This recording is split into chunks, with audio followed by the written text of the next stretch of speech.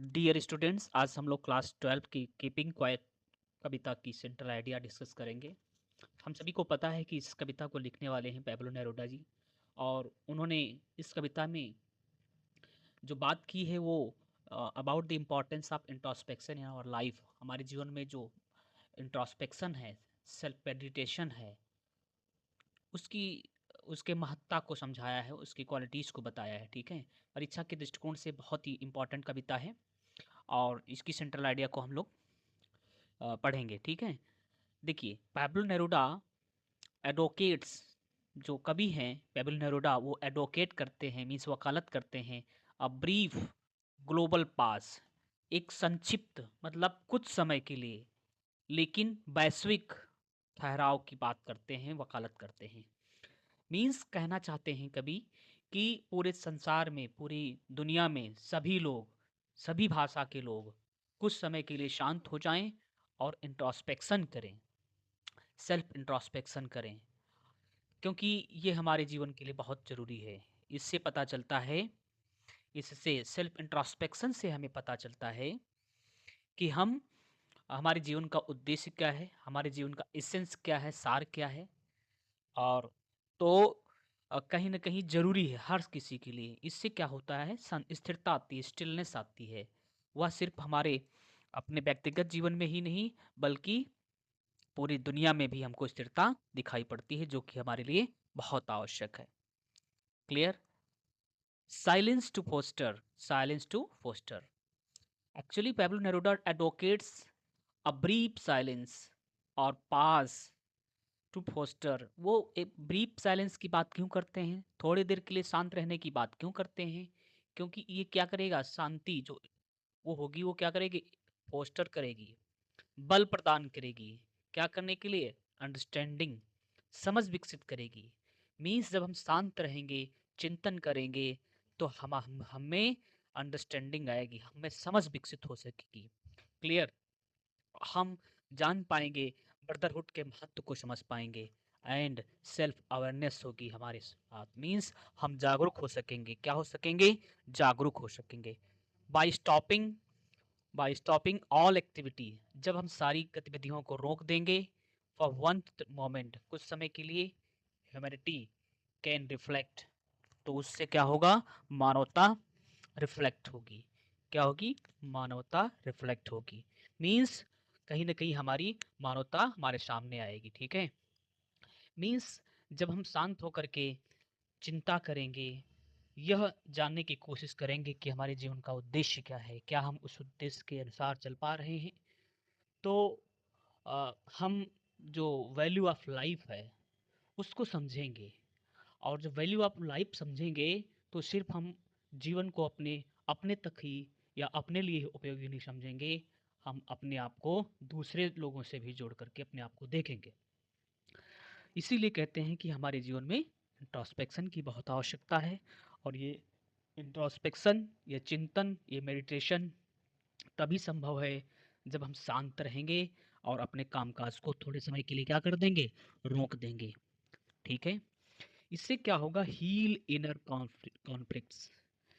जब हम शांत रहेंगे तो हमारे जो द्वंद्व चलते हैं अंदर, ठीक है, कॉन्फ्लिक्ट्स जो चलते हैं, कभी हार का गम, कभी जीत का गम, है ना, का जो है एक एक कहीं ना कहीं उतावलापन, ठीक है, कि किसी प्रकार की चिंता, किसी प्रकार की उदासी, तो ये सारे जो कॉन्फ्लिक्ट होते हैं, जो अनसर्टेनिटी होती है, वह क्या होगी, वह दूर हो सकेगी। क्योंकि हम जब चिंतन करेंगे, मेडिटेशन करेंगे, तो हमें ये समझ में आ जाएगा कि हमारे जीवन का उद्देश्य क्या है और हमें किस तरह से रहने की आवश्यकता है। ठीक है, तो इससे क्या होगा, जब व्यक्ति शांत हो जाएगा, वह लड़ना झगड़ना बंद कर देगा, तो दुनिया में क्या होगा, शांति स्थापित हो सकेगी। कोई देश दूसरे देश पर कब्जा करने की कोशिश नहीं करेगा, कोई व्यक्ति दूसरे व्यक्ति को सताने की कोशिश नहीं करेगा।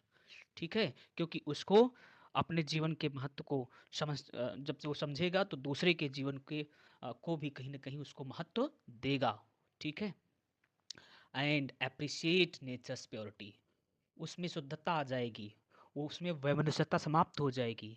वो दूसरे व्यक्ति को दुश्मन की भावना से, एक देश दूसरे देश को दुश्मन की भावना से नहीं देखेगा, बल्कि कहीं न कहीं सहयोगी या संपूरक के रूप में देखेगा, सहयोगी और साथी के रूप में देखेगा। इस वजह से वो समन्वयता के साथ, है ना? समन्वयता के साथ, मेन सामंजस्य के साथ रहने की कोशिश करेगा, और यही हमारे जीवन का अंतिम लक्ष्य होना चाहिए कि हम कहीं न कहीं क्या हों, जुड़ कर के चलें, जोड़ कर के चलें। हम क्रिएटिव हों, हम एक दूसरे के पूरक हों, डिस्ट्रक्टिव ना हों, दूसरे को जो है बर्बाद करने की कोई कोई भी प्रयास ना करें, ठीक है? Preventing self distraction. और जब हम ये सारी चीज़ें समझ जाएंगे इंट्रोस्पेक्शन के माध्यम से, तो हमें जो ऊर्जा आएगी, उस ऊर्जा से हम क्या कर सकेंगे, वह हम अपने आंतरिक विनाश को, क्योंकि हम क्या करते हैं, इतने अंधे हो जाते हैं, चीज़ों को समझते नहीं हैं, या तो हम पैसा कमाने के लिए, सफलता पाने के लिए, या फिर साम्राज्य विस्तार के लिए, दूसरे का धन हड़पने के लिए कहीं न कहीं सारी हदें पार कर जाते हैं, और उसमें इतना मशगूल हो जाते हैं कि हम दिन और रात कहीं न कहीं देखते ही नहीं हैं, जिसकी वजह से एंग्ज़ायटी के शिकार होते हैं, है ना? टेंशन के शिकार होते हैं, ठीक है?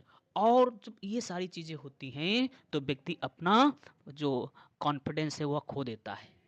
वो क्या खो देता है? कॉन्फिडेंस खो देता है, ठीक है? और उसमें हीन भावना आ जाती है। क्या आ जाती है? हीन भावना आ जाती है, राइट? And promoting piece. और जब शांत रहेंगे, इंट्रोस्पेक्शन करेंगे, मेडिटेशन करेंगे, तो उससे क्या होगा, कहीं न कहीं शांति स्थापित होगी, ठीक है? कॉन्फिडेंस आएगा। क्या आएगा? कॉन्फिडेंस आएगा, ठीक है? तो यही इस कीपिंग क्वाइट नाम के कवि जो कविता है, इसमें पैब्लो नेरुदा ने वैश्विक रूप से शांति की अपील की है। कहा है कि हर व्यक्ति को शांत रहने की ज़रूरत है। शांत रहने का मतलब है कि हमेशा के लिए सारे काम-काज बंद कर देने की बात नहीं कह रहे हैं, क्योंकि कविता में साफ-साफ कहते भी हैं कि हमारे शांत रहने का मतलब ये नहीं है कि हम हमें सब कुछ बंद कर दें और एक प्रकार से निर्जीवता या इनएक्टिव हो जाएँ, ऐसा नहीं है। लेकिन जिस हमें उस तरह से एक समय के लिए क्या करने की ज़रूरत है, पाज़ करने की ज़रूरत है, ठहराव की ज़रूरत है। जिस तरह से धरती पर गर्मी होती है, भीषण गर्मी होती है, आंधी तूफान चलते हैं, बरसात होती है, है ना, ठंडक आती है, लेकिन कुछ समय तक धरती शांत हो जाती है, और फिर शांत रहने के बाद क्या होता है, एक एक तरीके से वसंत आता है, तो फिर से एक नई ऊर्जा के साथ, नई उमंग के साथ, नई उत्साह के साथ, ठीक है, हमें धरती या प्रकृति के प्रत्येक तत्व में हमें एक नई ऊर्जा देखने को मिलती है। इसीलिए कवि कहता है कि इसी तरह से हमको क्या करने की ज़रूरत है, we need to keep quiet so that we can introspect और meditate, because it is necessary to know what is the essence of our life, and we will only be able to understand the essence of life when we will keep quiet, right, for some time. जब हम शांत रहेंगे कुछ समय के लिए, तभी जा कर के क्या कर सकेंगे, हम जीवन के महत्व को समझ सकेंगे। क्लियर? तो उम्मीद करता हूँ आपको समझ में ज़रूर आई होगी कविता, ठीक है? बात को अच्छी तरह से समझ लेना है और फिर लाइनों को याद करना है, ठीक है? क्योंकि ये वर्ड्स या लाइन्स तभी हमें याद होती हैं जब हम कहीं न कहीं बात को समझ पाते हैं कि इस पाठ का की थीम क्या है, इसमें बात क्या की गई है, इसकी, है ना, मेन पॉइंट्स क्या हैं, उद्देश्य क्या है, थीम क्या है, क्लियर? तो बहुत इम्पोर्टेंट है, इसको आप तैयार कर लीजिए एग्ज़ाम के दृष्टिकोण से, जो कि आपका है ना, ठीक है? आज के लिए बस इतना ही, मिलते हैं नेक्स्ट लेक्चर में। Thank you.